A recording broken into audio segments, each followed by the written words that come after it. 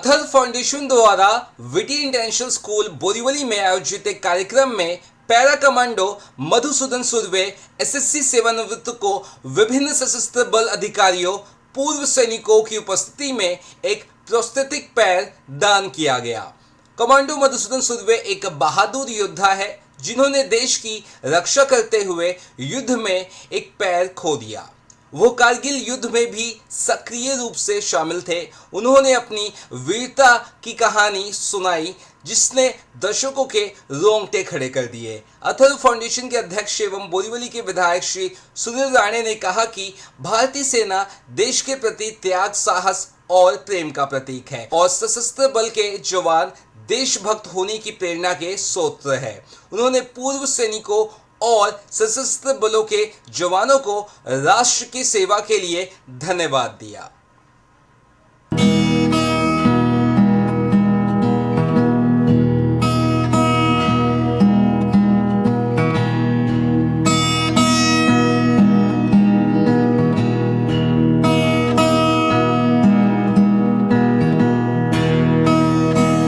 Atharva foundation के माध्यम से हमारे देश के सैनिक और शौर्य चक्र विजेता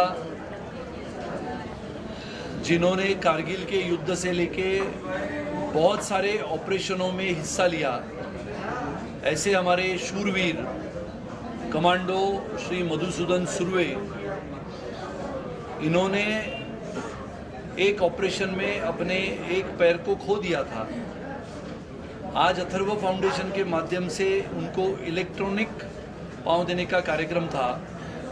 इसके लिए हमारे साथ कर्नल राजे, श्री उन्नी कृष्णन, मेजर मनोज सिन्हा, श्रीमती वर्षा राणे और परेश गांधी उपस्थित है। हम सब जानते हैं कि देश की सेवा करते समय बहुत सारे हमारे सैनिक जख्मी होते हैं। बहुत सारे सैनिक इस देश की सीमा को सुरक्षित रखते समय अपने प्राणों का बलिदान कर देते हैं और ये देश के तिरंगे की हिफाजत करते समय, अपने प्राणों का बलिदान करते समय अपने प्राणों की कुर्बानी कर देते हैं। ऐसे समय के पश्चात उनके परिवार तक पहुंचने का काम अथर्व फाउंडेशन पिछले 12 वर्षों से करती है। चाहे शहीदों के परिवार के साथ जाते हुए उनको मिलना या फिर शहीदों के बेटियों को आधुनिकता से पढ़ाने के लिए उन तक कंप्यूटर पहुंचाना।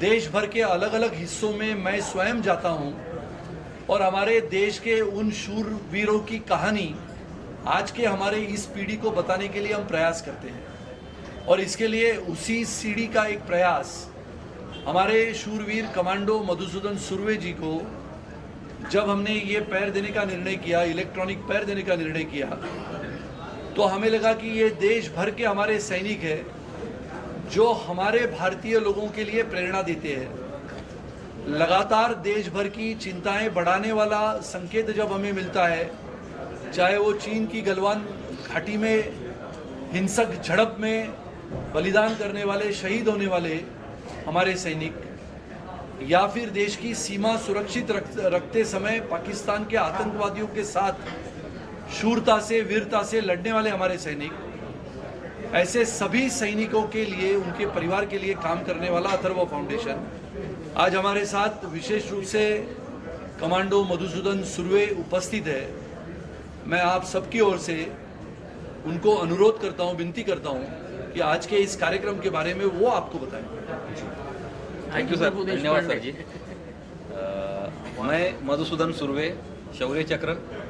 आज मैं अथर्व फाउंडेशन के सर्वा राणे सर जो है, इनका मैं आभार व्यक्त करता हूं जिन्होंने आज मुझे ये जो लिम्ब दिया है और मुझे दौड़ाने के लिए उन्होंने जो कोशिश करी है, मैं आप सभी को मैं बताना चाहता हूं, सही मायने में मैं दौड़ूंगा और मेरी जो इच्छा है कि मैं एवरेस्ट चढ़ूं इस पैर से।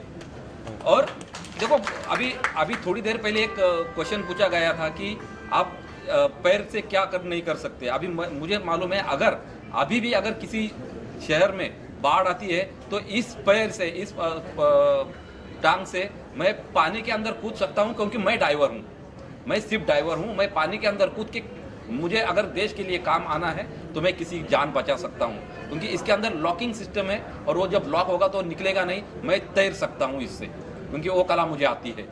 तो मैं ये बताना चाहता हूँ कि मैं इनका इतना अभी आभार व्यक्त करना चाहता हूँ जो भी मेरे साथी बैठे हुए हैं, कर्नल साहब है, कर्नल राजे साहब है, उन्नी साहब है, गांधी सर ने जो यहाँ से प्रयत्न करके मुझे आज खड़ा किया है, राणे सर ने किया है, राणे मैडम ने जो आज जो प्रयत्न करके आज मुझे नहीं खड़ा किया, आज मेरी संपूर्ण भारतीय सेना जो है मेरे ऊपर या आप सभी के ऊपर जो गर्व कर रही है, क्योंकि हर क्षेत्र में कोई ना कोई अपना देश के लिए बलिदान देता है, लेकिन उनको पहचानने के लिए, उनके दुख को जानने के लिए राणे सर बाहर निकले हैं। और ये जो सब कुछ ये जो कर रहे हैं, उनके लिए आज पूरे देश का साथ होना चाहिए, क्योंकि राजनीति से परे राजनीति इनके अंदर नहीं आनी चाहिए, क्योंकि उन्होंने जब मुझे वो मिले थे, उन्होंने कभी राजनीति का सवाल नहीं पूछा था। उन्होंने पूछा कि मैं आपको दौड़ के देखना चाहता हूँ, और आज उन्होंने मुझे आज खड़ा किया दौड़ने के लिए,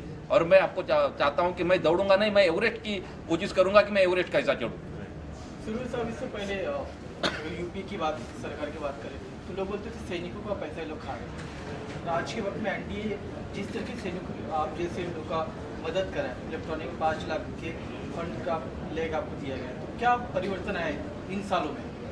सर, मैं ये जो है ना पॉलिटिक्स वाला कोई मैं आपको जवाब नहीं देना चाहता हूँ, और ना ही मैं एज ए सैनिक, क्योंकि मैं अभी भी सैनिक वर्दीधारी हूँ, मैं इसके बारे में नहीं कमेंट कर सकता सर। क्या फर्क है एनडीए में, क्या फर्क रहा इन सालों में? नहीं सर, इसका जवाब मैं देता हूँ आपको। विशेष रूप से जब 2014 में एक जगह पे प्रधानमंत्री इस नाते आदरणीय श्री नरेंद्र मोदी जी ने शपथ ली, महाराष्ट्र में मुख्यमंत्री इस नाते सम्माननीय देवेंद्र जी तभी मुख्यमंत्री बने। मैंने 2018-19 में लगातार हमने कार्यक्रम किए, मैंने और कर्नल राजे ने अथर्व फाउंडेशन के माध्यम से। ये सवाल का जो उत्तर है वो इसमें छुपा है कि महाराष्ट्र में सैनिक शहीद होने के पश्चात उसके परिवार को, जिसे अनुदान कहते हैं, वो 8.5 लाख रुपया मिलता था सिर्फ। विचार करो, ये महाराष्ट्र का सैनिक देश भर में, चाहे वो आतंकवादियों के साथ जूझता है, चाहे वो 1962 की लड़ाई हो, 65 की हो, 71 की हो, 84 की हो, 99 की हो, हर तरफ महाराष्ट्र का सैनिक और पूरे देश भर का सैनिक, चाहे पंजाब हो, हरियाणा हो, चंडीगढ़ हो, अलग अलग राज्यों से सैनिक निकलता है। महाराष्ट्र से भी सैनिक निकलता है, महाराष्ट्र के है। तो हमने महाराष्ट्र के तभी के मुख्यमंत्री से गुहार लगाई थी कि हमारा महाराष्ट्र का सैनिक शहीद हो जाता है, उसके परिवार को हम 8.5 लाख रुपए की राशि अनुदान के रूप में देते हैं। ये बहुत कम है। तो देवेंद्र जी ने तुरंत मुख्यमंत्री इस नाते 31 जनवरी 2018 को इस राशि को 25 लाख किया था।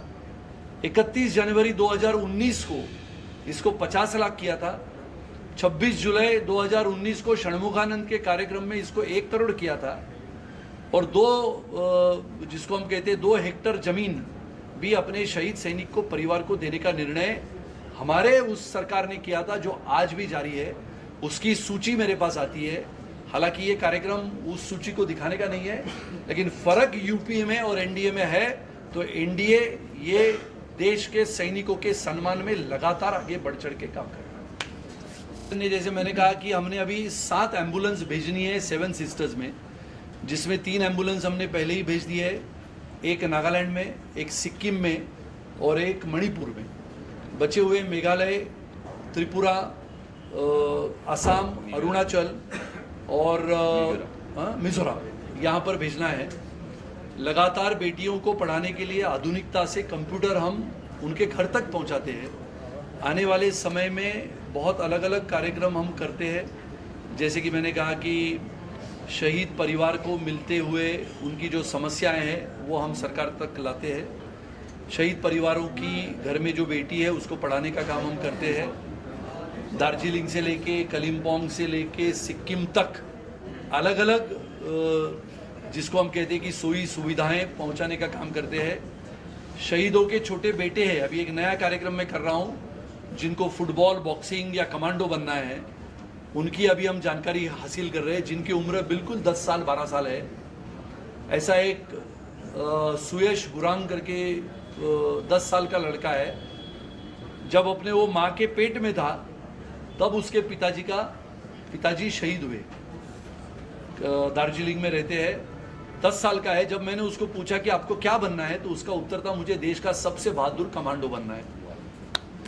तो ऐसे नौजवान बच्चों के लिए पूरे देश भर में अथर्व फाउंडेशन काम करता है, और इसके लिए आज के इस कार्यक्रम में हमारे कमांडो मधुसूदन सुर्वे जी आए। उनको हमने आज इलेक्ट्रॉनिक फूट, जो बहुत महत्वपूर्ण होता है, जिसको ब्लेड रनर कहा जाता है, वो आज उन्होंने पहना है। मैं उनके चेहरे पे जो कुछ खुशी देखना चाहता था वो आज मैंने देखी है। इसके लिए मैं उनका धन्यवाद देता हूँ कि उन्होंने हमसे ये जो हमने, जिसको हम कहते हैं कि एक छोटी सी हमारी भेंट थी, जो हमने उनको दी है।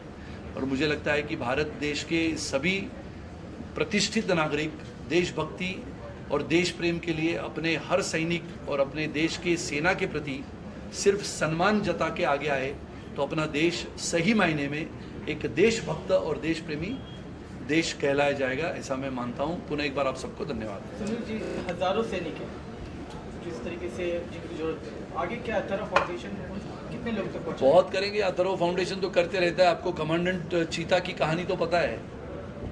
तो ऐसे हर सैनिक के लिए तो हम कोशिश करेंगे, और अगर हिंदुस्तान के प्रतिष्ठित नागरिक जो क्षमतावान है वो हमारे साथ जुड़े, तो बहुत सारे सैनिक जो दुर्भाग्यपूर्ण वश से लड़ाई में या फिर आतंकवादियों के साथ मुठभेड़ करते समय जख्मी हुए हैं, उन तक भी हम पहुंचने का प्रयास करेंगे। सर, आपको क्वेश्चन कि विचार कैसे आया, इतना सब कुछ आप सैनिकों के लिए करते हैं, विचार कहाँ से आपके अंदर में? नहीं, ये विचार मेरे पास ऐसे आया कि 2010 में मैंने और कर्नल राजे ने ये बात सोची कि बहुत सारे सैनिकों को हम भी मिलते थे।